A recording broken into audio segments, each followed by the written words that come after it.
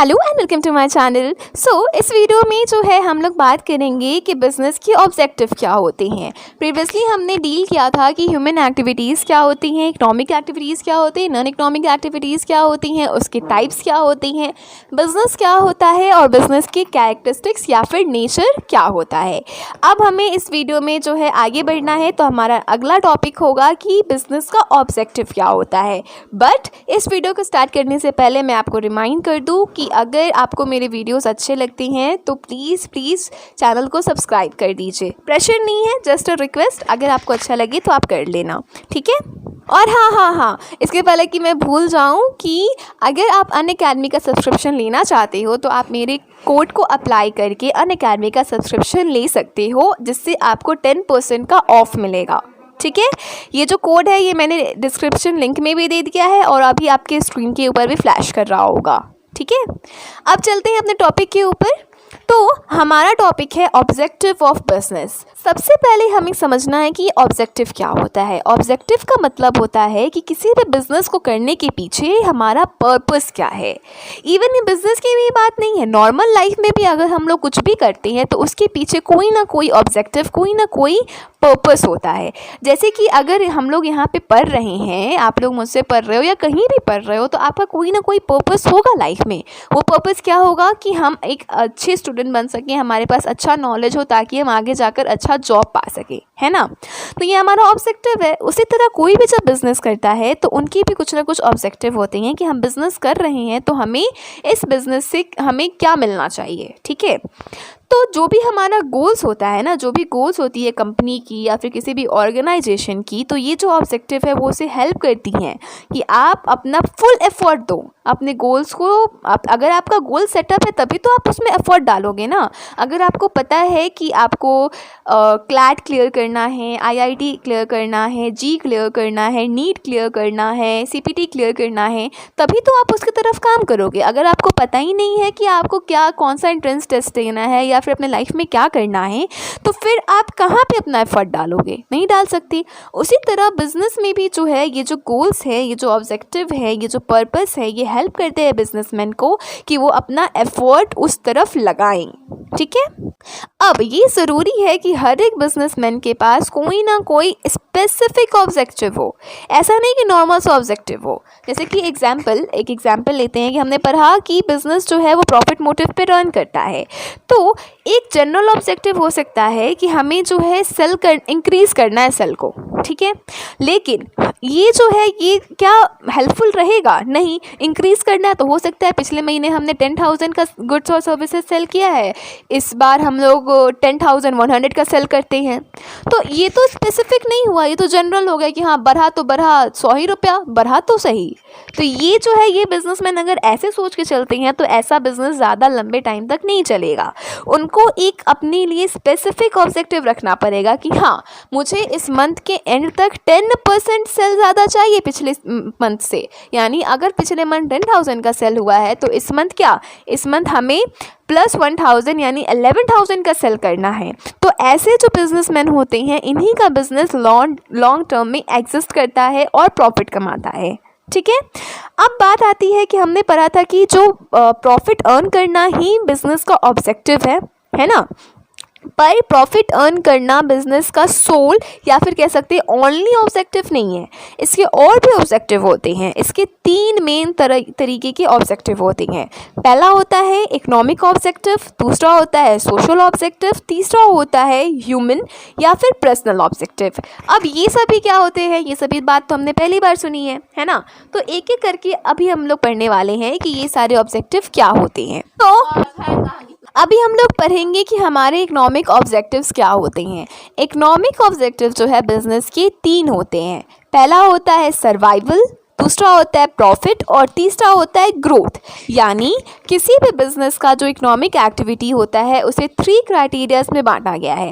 पहले की अगर हम लोग बात करें तो पहला होता है सर्वाइवल, यानी कि बिजनेस को ये इम्पॉर्टेंट है कि जो बिजनेस है वो लॉन्ग टर्म तक चले। ऐसा नहीं कि अभी खुला फिर 1 महीने बाद बंद हो गया, फिर दूसरा बिजनेस हमने किया फिर वो भी दूसरा बिजनेस हमने 2 महीने के बाद बंद कर दिया, फिर तीसरा बिजनेस किया फिर हमने उसे 6 महीने के बाद बंद कर दिया। तो ऐसा बिजनेस हम नहीं कर सकते हैं। बिज़नेस का मतलब ही होता है कि आप कुछ ऐसा करो कि आपका जो ऑर्गेनाइजेशन है, आपका जो बिज़नेस है, वो एक स्टडी क्या बोलते हैं, स्टडीली रहे मतलब का मतलब होता है कि कंटिन्यू करे लॉन्ग पीरियड के लिए, है ना। ऐसा नहीं कि बस 2 महीने किया फिर बंद, फिर दूसरा कोई बिज़नेस किया 3 महीने फिर बंद। अगर मैं अपने लोकेलिटी की बात करूं तो बहुत ही अच्छा एग्जांपल है। एक अंकल है हमारे यहाँ, ठीक है। उन्होंने जो है सबसे पहले स्वीट्स का बिज़नेस किया, स्वीट यानी मिठाई का, ठीक है। उन्होंने 2-3 महीने उस बिज़नेस को किया, उसके बाद मतलब अब धीरे धीरे ना कोई चीज़ फेमस होता है जी, एकदम अचानक से तो नहीं हो जाता। तो वो सोच रहे थे कि हमने अभी स्टार्ट किया तो हमें अभी के अभी प्रॉफिट मिलना स्टार्ट हो जाना चाहिए, ठीक है। ऐसा हुआ नहीं, धीरे धीरे एडवर्टीजमेंट में टाइम लगता है भैया। तो 2 कि 3 महीने में उन्होंने अपने वो स्वीट का, उस मिठाई का दुकान बंद कर दिया। अब फिर उन्होंने जो है कंप्यूटर का दुकान किया, ठीक है। अब क्या वो कंप्यूटर का दुकान किया तो ऐसा तो नहीं है कि हमारे लोकेलिटी में एक ही कंप्यूटर की दुकान है, बहुत सारी दुकानें हैं। तो क्या हुआ कि 1 महीना या 1.5 महीना उन्होंने वो बिज़नेस भी किया, बट ज़्यादा कस्टमर आए नहीं, क्योंकि अभी ज़्यादा लोगों को पता भी नहीं था कि उन्होंने ये काम शुरू किया है, तो लोग कैसे आ जाते। तो उन्होंने उस बिज़नेस को टाइम ही नहीं दिया। फिर 1.5 महीने बाद अब उस बिज़नेस को बंद कर दिया। अब वो क्या कर रहे हैं, अब वो IAS की तैयारी कर रहे हैं, और आई एम डैम श्योर कि वो अभी भी कुछ महीने बाद उसकी भी पढ़ाई छोड़ देंगे, फिर किसी और चीज़ में लग जाएंगे, ठीक है। तो यहाँ पे कह रहा है कि अगर आप बिज़नेस कर रहे हो तो आपको ये ख्याल रखना है कि आपको बिज़नेस जो है लॉन्ग टर्म में करना है, आपको थोड़ा पेशेंस रखना पड़ेगा। ऐसा नहीं कि हमने बिज़नेस स्टार्ट किया तो on the first day itself हमें प्रॉफिट आना शुरू हो जाएगा, ऐसा नहीं है, ठीक है। दूसरी बात आती है प्रॉफिट की, कि प्रॉफिट क्या होता है। तो प्रॉफिट जो है ये भी हमारा एक ऑब्जेक्टिव होता है, जैसे कि बिज़नेस का मेन ऑब्जेक्टिव ही होता है प्रॉफिट कमाना। तो प्रॉफिट कमाना भी बिज़नेस का ऑब्जेक्टिव है। ऐसा नहीं कि लंबे टाइम तक तो चल रहा है बिज़नेस, लंबे टाइम तक तो सर्वाइवल है उस बिज़नेस का, पर उससे कुछ प्रॉफिट ही नहीं है। अब जैसे कि अब फिर एक एग्जाम्पल देते हैं। एक बूढ़े अंकल है हमारे यहाँ, ठीक है। उन्होंने अपने कुछ ओल्ड मैगज़ीन्स का जो है कलेक्शन करके रखा हुआ है। तो वो सालों से उस शॉप पे बैठते हैं, लेकिन उस शॉप से बैठने से कोई प्रॉफिट नहीं है। क्यों नहीं है? क्योंकि वो जो मैगज़ीन्स है वो बहुत ओल्ड हो चुकी हैं। अब ओल्ड मैगज़ीन्स कोई पढ़ना नहीं चाहता है, कोई भी चाहता है कि रीसेंट मैगज़ीन्स पढ़े जिससे हमें थोड़ा सा नॉलेज मिले। और ऊपर से उनकी जो मैगज़ीन्स हैं वो थोड़ी सी डिस्ट्रॉय भी हो चुकी हैं, उन्होंने ख्याल नहीं किया इसलिए डिस्ट्रॉय हो चुकी हैं। तो ये बिज़नेस तो कर रहे हैं, लेकिन इसका क्या है, इसका सर्वाइवल भी लंबा है। आई थिंक हम बचपन जब छोटे थे तब से ही वो चल रहा है, तो 10-15 ईयर्स तो हो ही गया होगा। 10-15 ईयर्स से वो वही बिज़नेस कर रहे हैं, बट उससे उनको कोई प्रॉफिट ही नहीं हो रहा, ठीक है। तो ये हो गया प्रॉफिट, यानी जो है प्रॉफिट बिजनेस में होना चाहिए। अगर नहीं है तो फिर आपको कुछ दूसरा मेथड यूज़ करना पड़ेगा प्रॉफिट अर्न करने के लिए। फिर आता है तीसरा, ग्रोथ। यानी अगर हम लोग बिज़नेस कर रहे हैं तो सर्वाइवल और प्रॉफिट के साथ साथ ये भी ज़रूरी है कि हम अपने बिज़नेस को ग्रो करें। जैसे कि फॉर एन एग्जाम्पल, अगर कोई बिज़नेस कर रहा है तो हो सकता है वो 5 साल से बिज़नेस कर रहा हो, ठीक है, उसको प्रॉफिट भी अच्छा हो रहा है, लेकिन वो 5 साल से जो है वो 20 लाख का ही बिज़नेस किए जा रहा है, 20 लाख के ही गुड्स और सर्विसेज का बिज़नेस किए जा रहा है, उससे आगे ही नहीं बढ़ रहा। तो अगर आपने प्रॉफिट कमाया तो उस प्रॉफिट को अपने बिज़नेस में आप इन्वेस्ट कर सकते हो, और उससे क्या करोगे, आप अपने एम्पायर मतलब बिज़नेस एम्पायर को क्या कर सकते हो, एक्सपैंड कर सकते हो, जिससे आप और प्रॉफिट कमा सको। तो बिज़नेस का ये भी मोटिव होता है कि सबसे पहले तो वो सर्वाइव कर ले, पहला, उसके बाद प्रॉफिट कमाएं, और उसके बाद जो बिजनेसमैन है वो उसका ये ड्यूटी है कि वो उस बिज़नेस को ग्रो करे, यानी उस बिज़नेस को उसका एक्सपेंशन करे उस बिज़नेस का, ठीक है, जिससे उसे और भी ज़्यादा प्रॉफिट मिले, ठीक है। अब हम लोग बात करते हैं कि सोशल ऑब्जेक्टिव क्या होता है बिज़नेस का। तो सोशल ऑब्जेक्टिव 5 टाइप्स के होते हैं। पहला होता है supply of desired quality of products, यानी जो भी प्रोडक्ट हम लोग सप्लाई कर रहे हैं या जो भी बिजनेसमैन सप्लाई कर रहा है वो जो है वो एक अच्छे क्वालिटी का प्रोडक्ट होना चाहिए। जैसे कि अभी फिर से हम अपनी ही लोकेलिटी का एग्जाम्पल देते हैं। हमारे यहाँ एक भैया हैं जिनका किराने का दुकान है, ठीक है, ग्रॉसरी शॉप जिसे कहते हैं, ग्रॉसरी शॉप है उनका। उन्होंने क्या किया था कि उन्होंने एक बार बेसन होता है ना, बेसन, तो बेसन जो है वो एक्सपायर हो चुका था, और फिर भी वो उस बेसन को बेचे जा रहे थे। अब लोगों ने ख़रीद लिया, उन्हें क्या पता, उन्हें तो लगा कि भैया एक्सपायरी देखी कि उसने दिया होगा। और ये तो जो हमारे लोकेलिटी वाले लोगों की दिक्कत है, आई डोंट नो सबकी होती है कि हमारी लोकेलिटी वाले पीपल की दिक्कत है कि वो लोग एक्सपायरी चेक करके जो है प्रोडक्ट्स को नहीं खाते हैं, प्रोडक्ट्स को नहीं कंज्यूम करते, वो ऐसे ही कंज्यूम कर लेते हैं, भैया सही ही होगा। उसके बाद क्या हुआ कि वो बेसन गया, किसी ने खा लिया, उसको फूड पॉइजनिंग हो गया था, ठीक है।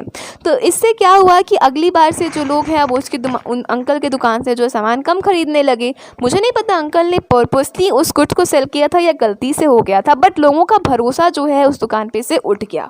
ठीक है। तो इसी तरह जो है यहाँ पे जो बोला है हमारा कि जो भी गुड्स या जो भी सर्विसेज हम लोग दे रहे हैं तो वो एक क्वालिटी का होना चाहिए। ऐसा नहीं कि बुरे क्वालिटी का हो। बुरे क्वालिटी का होगा तो कोई आपसे नहीं खरीदेगा, खरीदेगा भी तो कम खरीदेगा। ठीक है। दूसरा example, avoidance of unfair trade practices, यानी आप जो है जो बिजनेसमैन है जो बिजनेस कर रहे हैं वो अनफेयर ट्रेड प्रैक्टिस ना करें।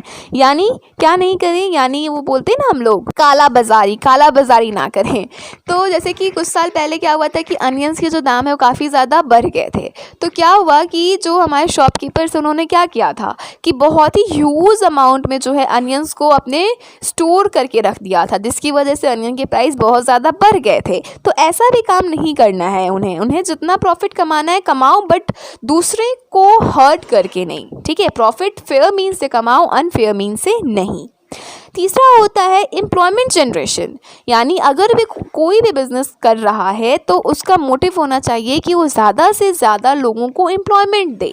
अब जितनी की ज़रूरत हो। फॉर एग्जांपल कि अगर कोई शॉपकीपर है तो जो शॉपकीपर है अगर उसको 2 हेल्पर्स की ज़रूरत है तो वो 2 हेल्पर्स को अपॉइंट करे। तो इससे क्या होगा कि 2 हेल्पर्स को क्या मिल जाएगा, एम्प्लॉयमेंट मिल जाएगा। लेकिन अगर वही शॉपकीपर है उसे 2 हेल्पर की ज़रूरत है, अगर 4 हेल्पर को अपॉइंट कर लेता है तो उसको तो लॉस हो जाएगा ना। तो ये बिजनेसमैन की इंटेलिजेंसी पे डिपेंड करता है कि उसे कैसे एम्प्लॉयमेंट देना है और कितने को देना है। ठीक है। ऐसा भी नहीं कर सकते कि बिल्कुल से एम्प्लॉयमेंट नहीं दे और ऐसा भी नहीं कर सकते कि एकदम से ज़्यादा दे दे। ऐसा करके चलना है कि आपका बिजनेस अच्छे से सर्वाइव कर सके। ठीक है। फिर आता है फोर्थ पॉइंट है सोशल सर्विस, यानी अगर हम लोग कोई भी बिज़नेस कर रहे हैं तो उससे जो भी प्रॉफिट आता है तो थोड़ा सा पैसा थोड़ा सा मनी जो है हमें क्या करना है कि कुछ चैरिटी वर्क में, सोशल सर्विसेज में भी देना है, मतलब लगाना चाहिए। ऐसा कोई रूल नहीं है, ये सारे जो मैं बात कह रही हूँ ये रूल नहीं है, लेकिन ये एक ऑब्जेक्टिव होना चाहिए एथिकफुल बिजनेस के लिए। ठीक है। फोर्थ है अवॉइडेंस ऑफ पोल्यूशन, यानी कम से कम पोल्यूशन करना भी एक सोशल ऑब्जेक्टिव होना चाहिए बिजनेस का। ठीक है, बिजनेसमैन का। अब जैसे कि अगर कहीं से भी कोई भी इंडस्ट्रीज़ देखेंगे आप लोग तो वहाँ पे क्या होता है, बहुत जो सारे गुड्स और सर्विसेज प्रोड्यूस होते हैं जिसकी वजह से बहुत पोल्यूशन होता है। कई इंडस्ट्रीज़ तो क्या करती हैं कि जो भी उनका वेस्ट मटेरियल होता है वो रिवर्स में डंप कर देती हैं। इसके बारे में हमने बहुत बार पढ़ा भी है, लेकिन इसके ऊपर करेक्टिव मेजर्स नहीं लिए गए हैं गवर्नमेंट के थ्रू जिससे ये रोका जा सके। अभी भी गंगा की अगर हम बात करें, रिवर गंगा की, तो उसमें बहुत सारे पोल्यूटेंट्स मिल रहे हैं, है ना। तो ये सब क्यों हो रहा है, क्योंकि जो इंडस्ट्रियलिस्ट है, जो इंडस्ट्री के लोग हैं, जो वहाँ के मतलब मैनेजर्स हैं, केयर टेकर्स कह सकते हैं, वो जो है उस वेस्ट मैनेजमेंट, जो उनका वेस्ट वाटर है उसके मैनेजमेंट पे ध्यान नहीं दे रहे हैं। ठीक है। तो ये क्या है, ये सोशल ऑब्जेक्टिव को नहीं फॉलो करना है। ठीक है। तो सोशल ऑब्जेक्टिव का हमने 5 पॉइंट्स को देख लिए। पहला है supply of desired quality of goods, यानी अच्छे क्वालिटी ऑफ गुड्स होनी चाहिए। दूसरा है अवॉइड अनफेयर ट्रेड प्रैक्टिसेस, यानी अनफेयर ट्रेड प्रैक्टिसेस हमें नहीं करना है, होल्डिंग्स वगैरह नहीं करना है, ओवरचार्ज नहीं करना है। अगर एक एग्जांपल लेते हैं इसका कि अगर कभी कोई फेस्टिव सीज़न आ जाता है तो क्या करते हैं कि पार्टिकुलर चीज़ के दामों को बढ़ा दिया जाता है, तो ये भी काम नहीं करना है। तीसरा होता है एम्प्लॉयमेंट जनरेशन, यानी जितनी एम्प्लॉयमेंट जनरेशन हम कर सकें उतने एम्प्लॉयमेंट जनरेशन हमें करना चाहिए। चौथा होता है सोशल सर्विस, यानी सोशल सर्विसेज में भी हमें जो हमें प्रॉफिट मिलता है उसको कुछ पार्ट सोशल सर्विसेज में भी डोनेट करना चाहिए। और पांचवा होता है अवॉइडेंस ऑफ पोल्यूशन, यानी कम से कम पोल्यूशन करना चाहिए। चलिए अब बात करते हैं हमारे ह्यूमन या फिर पर्सनल ऑब्जेक्टिव की, कि ह्यूमन या फिर पर्सनल ऑब्जेक्टिव क्या होती हैं। तो ह्यूमन और पर्सनल ऑब्जेक्टिव जो हैं ये भी 5 टाइप्स के होते हैं। पहला होता है प्रोवाइडिंग गुड वर्किंग कंडीशन, यानी आपकी इंडस्ट्री में, आपकी फैक्ट्री में, आपके बिजनेस में जो भी एम्प्लॉयज़ काम कर रहे हैं उनको एक अच्छा वर्किंग कंडीशन देना। ठीक है। अच्छा वर्किंग कंडीशन देना मतलब कि अगर सपोज़ करो कि कोई कहीं पे काम कर रहा है और उस जगह पे बहुत गंदगी हो, बहुत पोल्यूशन हो, बहुत स्मेल आ रहा हो, तो क्या वो वर्कर्स वहाँ पे अच्छे से खुशी से काम करेंगे? काम तो करना होगा उन्हें क्योंकि उन्हें पैसे चाहिए, पर वो खुश नहीं रहेंगे। तो ये जो है बिज़नेस के जो बिजनेसमैन जो हैं उनको ये ध्यान देना पड़ता है, ध्यान देना चाहिए, पड़ता नहीं है, ध्यान देना चाहिए कि जो भी वर्कर्स वहाँ पे काम कर रहे हैं उनका जो वर्किंग कंडीशन हो वो अच्छा हो। दूसरा होता है payment of competitive and satisfactory wages और सैलरी, यानी जो भी पेमेंट आप दे रहे हो अपने वर्कर्स को वो जो होना चाहिए वो सेटिस्फैक्ट्री होना चाहिए। सेटिस्फैक्ट्री का मतलब हो गया कि जो भी हमारा मिनिमम वेजेस है जो गवर्नमेंट के द्वारा फिक्स है वो देना ही चाहिए। उसके साथ साथ अगर वर्कर के काम पे डिपेंड करता है कि उसे कितने पैसे मिलने चाहिए, तो जितने पैसे उस वर्कर को मिलने चाहिए उसके अकॉर्डिंगली उसको पेमेंट करना है। तीसरा है personal growth and development of employee by imparting training to employees and keep updating their knowledge. यहाँ पे कहता है कि एम्प्लॉयज़ की पर्सनल ग्रोथ पे भी आपको काम करना है, यानी एम्प्लॉयज़ को ट्रेनिंग भी देनी है। अब सपोज़ अगर कोई पेट्रोलियम फील्ड में काम कर रहा है तो वहाँ के एम्प्लॉयज़ को ये नॉलेज होनी चाहिए कि अगर कभी फायर लग जाती है, अगर कभी आग लग जाती है तो वो कैसे उससे डील करेंगे, है ना। तो उसके लिए उनको ट्रेनिंग देनी भी ज़रूरी है। Pure recognition and respect by encouraging employees to take initiative and participating in decision making, यानी अगर आपका एम्प्लॉय कुछ अच्छा काम कर रहा है तो आप उसका रिकग्नाइजेशन कीजिए, आप उसकी तारीफ़ कीजिए। इससे क्या होगा कि वर्कर को अच्छा लगेगा, वो उसका मतलब मनोबल बढ़ेगा, ठीक है। वो चाहेगा कि हम और अच्छा काम करें ताकि मेरी और तारीफ़ हो, ठीक है। इसके साथ साथ आप कोई भी डिसीज़न अगर लेते हो तो उस डिसीज़न में वर्कर्स को भी आप शामिल कर सकते हो, है ना। आप उनको भी अपने साथ लेकर उस डिसीज़न को कर सकते हो। फॉर एग्जांपल कि अगर आप कोई आप मान लो आप किसी फैक्ट्री के मैनेजर हो, ठीक है। आपको कोई ऑर्डर मिलता है कि आपको 50,000 पार्टिकुलर गुड्स चाहिए, सपोज 50,000 पीस ऑफ आईफोन चाहिए, ठीक है। तो आप क्या कर सकते हो, आप अपने वर्कर्स से पूछ सकते हो कि क्या वो कैपेबल होंगे कि वो ओवर टाइम कर पाएँ या नहीं। क्योंकि अगर सपोज़ करो कि आपने वो ऑर्डर ले लिया और आपके वर्कर्स ने मना कर दिया कि नहीं हम ओवर टाइम नहीं करेंगे, तब आप क्या करोगे, है ना। तो ऐसे डिसीजन मेकिंग में आप उनकी हेल्प ले सकते हो कि हाँ क्या आप ओवर टाइम करोगे। अगर वो इनकार करते हैं तो आप उनको मना सकते हो कि नहीं प्लीज़ कर दो, है ना। तो इससे क्या होता है कि उन्हें अच्छा लगता है कि चलो हमारे बारे में भी कोई सोच रहा है तो हम भी उनके बारे में सोचें। पांचवा और लास्ट है providing special benefit such as housing facility, medical facility, free education of children etcetera.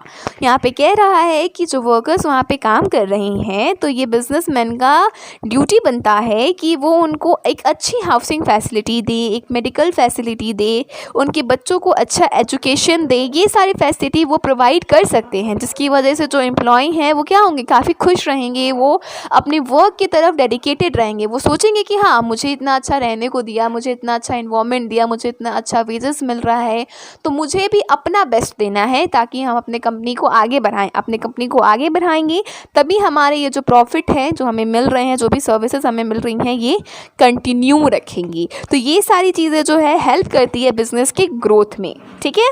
तो आई होप कि आपको इकोनॉमिक ऑब्जेक्टिव, सोशल ऑब्जेक्टिव और ह्यूमन या फिर पर्सनल ऑब्जेक्टिव क्लियर हो, इसमें कोई प्रॉब्लम नहीं हो।